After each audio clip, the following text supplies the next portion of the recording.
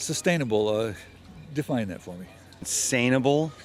What is it called? I'm not very familiar with the term sustainable fishing. In fact, this is the first time I've heard it. When you're doing something with a long line or giant nets, you're going to occasionally catch things that were not your targeted species. Unfortunately, my understanding is that a lot of that bycatch doesn't survive. I don't know what sustainable means. Is it very economically or ecologically conscious or what? What is it? I'm not sure. That's one thing about this whole issue about sustainable seafood. It is not a simple thing to answer. It really isn't. Andrew Spurgeon and Christian Graves are members of Cook's Confab, a consortium of San Diego premier chefs who incorporate sustainable seafood into their menus and educate their customers on sustainable seafood issues. The way that we do things for America is that you kind of have a hot button. It's like a flock of seagulls. Everybody flocks to this fish, to that fish. It kind of takes our side to showcase all those things that aren't as cool, to make them cool, and then people will appreciate them a little bit more. The catalyst for me starting to get into this is when I stumbled across a figure that 70% of all seafood is eaten in a restaurant. 70%.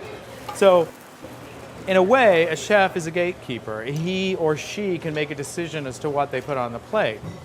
But how do I assure that what I'm serving and my colleagues are serving are sustainable? Well, I think first and foremost is trust. Servers need to understand it in the restaurants.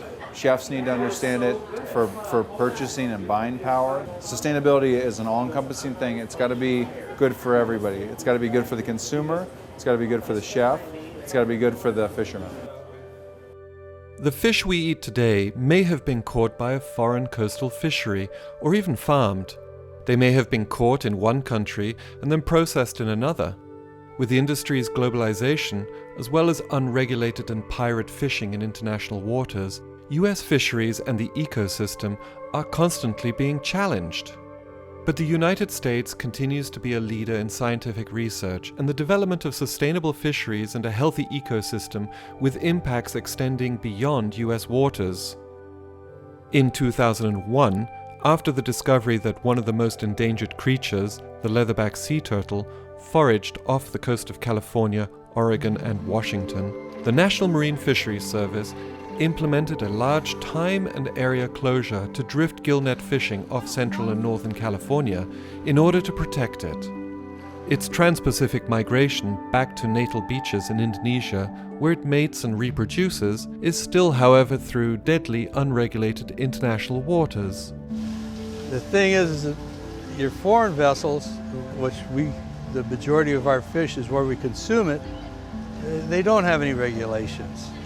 And we have to compete against boats that don't have these regulations, and it's harder on the fishermen, the local fishermen. They don't have to use the pingers. They don't have to have observed turtle catch or anything else.